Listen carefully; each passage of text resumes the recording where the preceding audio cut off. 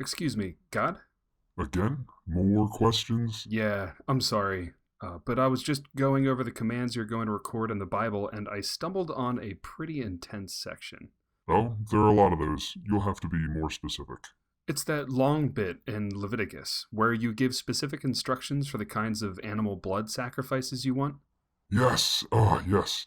I love the smell of a burnt offering, so I figured I'd make it a mandatory part of their worship. So, in order for the humans to atone for their misdoings, you want them to mutilate animals. Why? Well, humans will do a lot of sinning. Sins you decided were sins, and that will be brought about by your misguided plan in the Garden of Eden. Yeah, so in order to convince me to do good things for them, I told them to make sacrifices to me. At that time, it'll be the only way they can earn forgiveness for their sins. What exactly does killing animals do? Well, it paints a picture of Jesus coming to make the ultimate sacrifice in order to atone for the sins of mankind. Do you say that at any point when giving these instructions? Like, specifically, do you say this is a symbol of my son or anything like that? Well, no. Okay, well, we'll get to Jesus in a little bit. But for now, is that it? It's purely a symbol? Well, I like the smell. What? I love the smell of animals burning to ash. Ugh, it's so sweet. If it's just the smell you want, why do you have them go through such dramatic steps to perform sacrifices? Why not, like, just make flowers that smell good when burned and make them burn that as a symbol? Why go through all the specific blood splattering details? I don't think it's that dramatic. Okay, for instance, how do you want them to kill a steer? Okay, well, slice its throat, gather the blood and sprinkle it around the altar in the building, dice it up, cut off its head, remove the fat, separate the guts and the legs from the rest of it, place the head and the fat and chunks on the altar and set it on fire. Then wash the guts and the legs with water and put them into the fire. It's really very simple. This is the same way they should kill a goat or a sheep. And how is that not dramatic? It's the best way to get the best smells out of it, and ugh, I can't wait. You even say something about killing birds? Oh, yeah.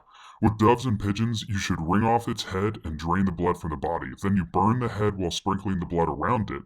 Then pull the feathers off its body and throw them to the east. The east of the altar where the ashes are. Then chop its wings off, but be careful not to damage the wings, and then put those and the body onto the burning head. Okay, wow, okay. That's enough. I don't need to hear any more. It's gonna smell so good. What is this supposed to symbolize again? Thousands of years later, Jesus will live a perfect, unblemished life. He'll then be crucified as an innocent man, and this will be the ultimate sacrifice, and it'll atone for the sins of mankind. I'm not sure what you don't understand about this. Okay, well, what about the sweet smells? By the time Jesus is here, I have a feeling I'll be over that.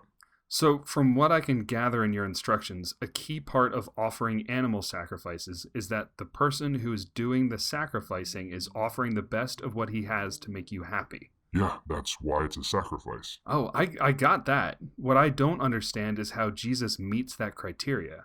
Huh? According to your Bible, you are Jesus come down to earth. You send yourself to live a perfect life, something only you can do, and you let yourself die on the cross, but then come back to life again a few days later.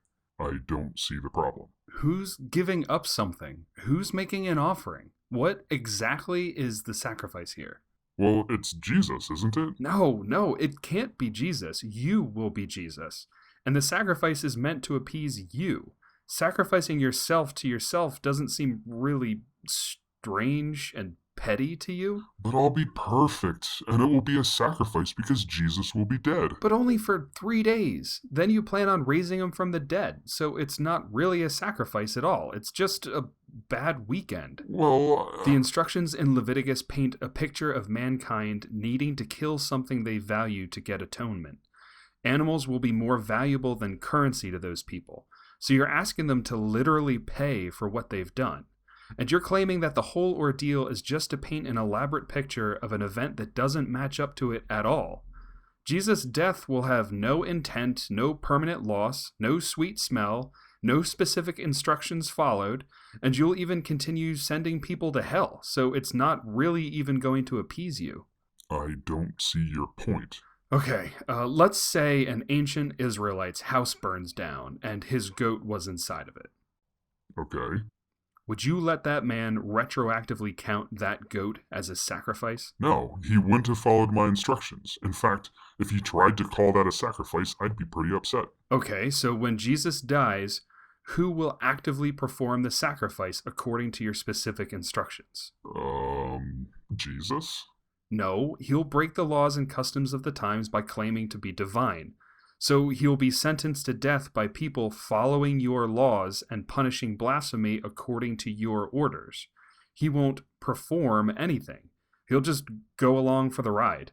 And depending on what gospel you read, he knows he'll come back to life, so it's not even that big of a deal to him. Okay, well, the Romans then. No, they won't worship you. They'll just be carrying out a routine execution, not a highly ritualistic burnt offering specifically for your blessing. Alright, well, I'm the one performing it then. Since when do you accept human sacrifices as a good and effective thing? I've been known to dabble. Well, oh, wow. Wow, that's a whole other topic, and we'll touch on that at some time, but back to the point, how exactly does paying yourself with yourself appease yourself for rules you created being broken by people you set up to fail? I make the rules. I get to decide what a sacrifice is. I decided that Jesus being crucified, but coming back to life later, counts. Yeah, and that's fine. You can totally do that. I just don't understand how mutilating animals for thousands of years is in any way related to that. If anything, future humanity will look back at animal sacrifices as a superstitious attempt to appease a god they think is literally hanging out in the clouds by sending their finest meat into the air in the form of smoke. Really, it all looks extremely barbaric and ill-informed. And the lunacy will only compound when they see that your ultimate goal was to wait a few thousand years until you decide to just sacrifice yourself to yourself. You have some good points here. Usually when you say that, you follow it up by saying... But I've made up my mind. So, blood sacrifices for thousands of years then? Yep, it's gonna smell great. And eventually, you still want to kill yourself as a human sacrifice to yourself. That's the plan. At the very least, could you consider actually allowing Jesus' death to atone for all of mankind's sin instead of continuing to throw people into hell forever because they don't accept it? What kind of sense would that make?